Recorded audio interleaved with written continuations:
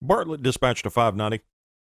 It's time for story time with a cop. You better find those kids and report to the studio. They're waiting for today's story.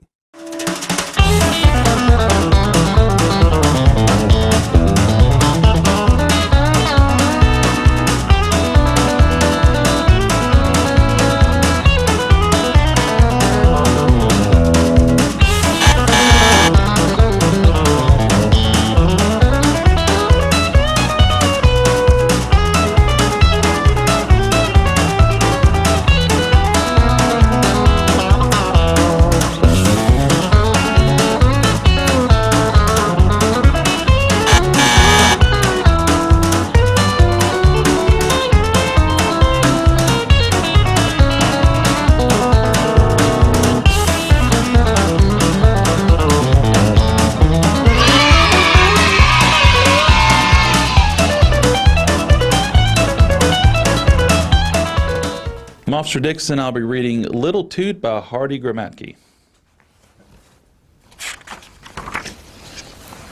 At the foot of an old wharf lives the cutest, silliest little tugboat you ever saw.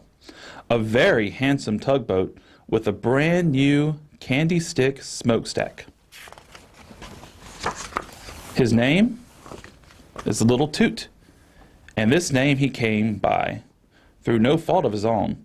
Blow hard as he would, the only sound that came from his whistle was a small toot, toot, toot. But what he couldn't create in sound, Little Toot made up for in smoke.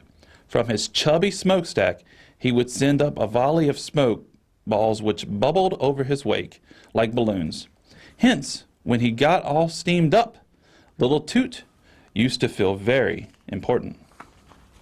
Then the flag at his masthead would dance like the tail of a puppy dog when he's happy.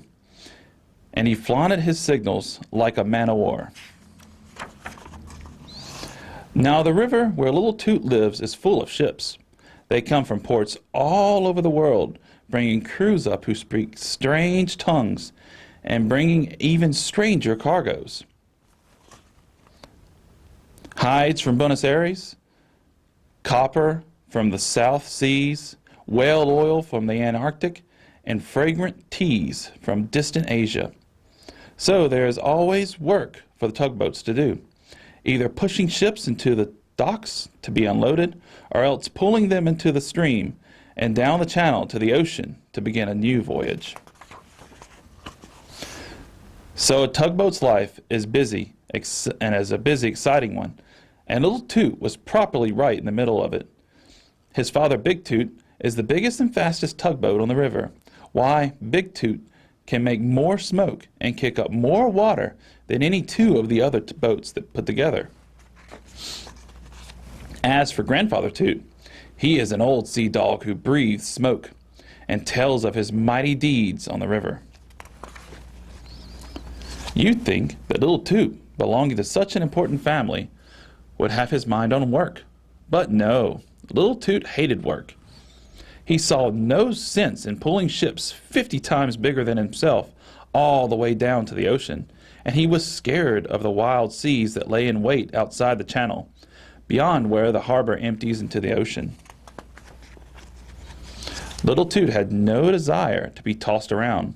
He preferred the calm water of the river itself, where he could always find plenty of fun, like gliding, for example, or playing thread the needle around the piers, or what was even fancier, cutting figure eights. Little Toot liked nothing better than to make really fine figure eight. First, you throw your weight on one side, then on the other, and the result never failed to delight him, although his antics annoyed the hard-working tugboats awfully. But he kept on making figure eights that grew bigger and bigger until one day, carried away by the joy of it all, he made one so big it took up the whole river. Indeed, there was hardly room for it between the two shores, and no room at all for a big tug named J.G. McGillicuddy, which was bound downstream to pick up a string of coal barges from Hoboken. J.G. McGillicuddy had little love for other tugboats anyway, and a frivolous one like Little Toot made him mad. As witness, this by itself was bad enough, but unfortunately for Little Toot, the other tugboats had seen what had happened, so they began to make fun of him, calling him a sissy who only knew how to play. Poor Little Toot! He was ashamed and angry, but there was nothing he could do about it except blow those silly smoke balls. But the more he blew, the more the other boats laughed at him. Little Toot couldn't stand it. He fled to his favorite hiding place along the wharf, where his taunting friends could not reach him, and there he just sat and sulked. After he moped a while, Little Toot saw, headed down the river, a great ocean liner. And pulling it were 4 tugboats with his own father, Big Toot, right up in the front.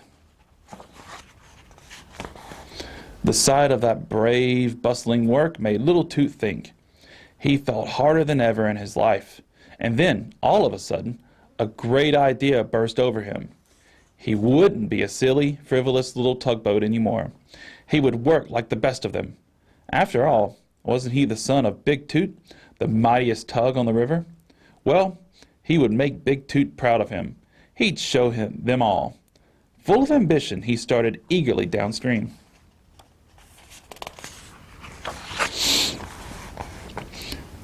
He sidled hopefully up to one big ship after another, tooting for them to leave a tow line. But they supposed he was still only a nuisance and would have nothing to do with him.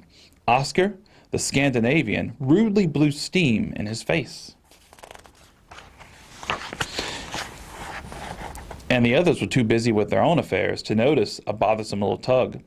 They knew him too well. But the rudest of all was a great transatlantic liner, which blasted him right out of the water. That was too much for Little Toot. He wasn't wanted anywhere or by anyone. With his spirits dropping, he let the tide carry him where it willed. He was so lonesome. Aimlessly downstream, he grew sadder and sadder until he was utterly miserable.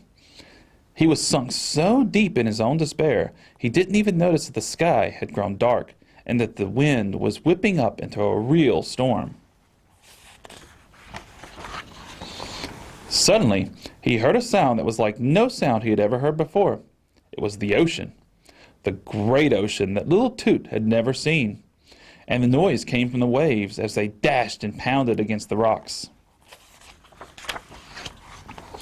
But that wasn't all. Against the black sky climbed a brilliant, flaming rocket. When Little Toot looked hard, he saw jammed between 2 huge rocks an ocean liner which his father had towed many times up and down the river. It was truly a terrible thing to see.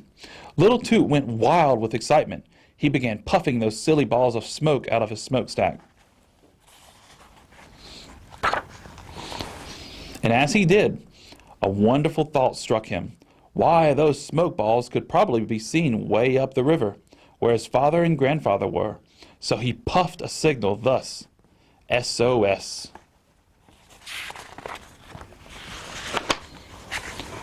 Way up the river they saw it. Of course, they had no idea who was making the signals, but they knew it meant come quickly. So they all dropped what they were doing to race to the rescue. Out from many wharves steamed a great fleet, big boats, little boats, fat ones and skinny ones, with Big Toot himself right in the lead, like an admiral at the head of his fleet. Just in time, too, because Little Toot, still puffing out his SOS, was hard put to it to stay afloat. One wave spun him around until he was dizzy, and another tossed him up so high he was glad when a spiral-shaped wave came along for him to glide down on. But before he could spit the salt water out of his smokestack, Still another wave came along and tossed him up again. It looked as though he'd never get down. All this was pretty awful for a tugboat that was used to the smooth water of the river. What made it terrifying was the fact that out of the corner of his eye, when he was thus hung on a wave, little Toot saw that the fleet wasn't able to make headway against such fierce seas. Even Grandfather Toot was bellowing that he had never seen such a storm. Little Toot was scared green. Something had to be done, but all that little Toot had ever learned to do was blow those silly smoke balls.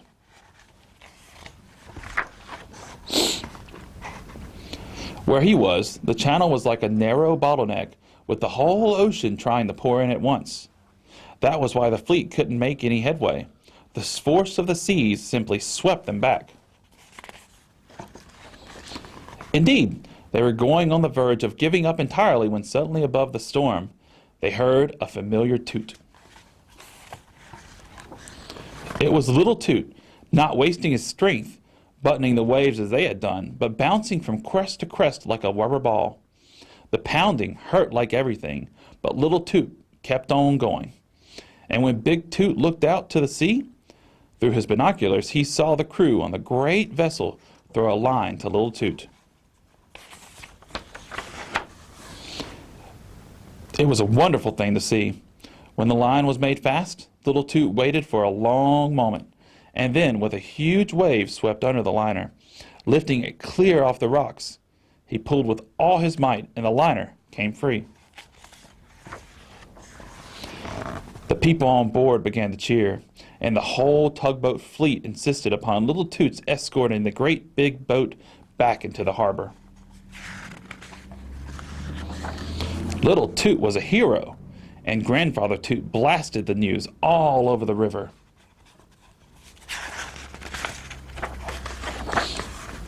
Well, after that, little Toot became quite a different fellow. He even changed his tune. And it is said that he can haul as big a load as his father can. That is, when Big Toot hasn't a very big load to haul. The end. I was glad to read this book to you guys. I hope y'all stay safe out there.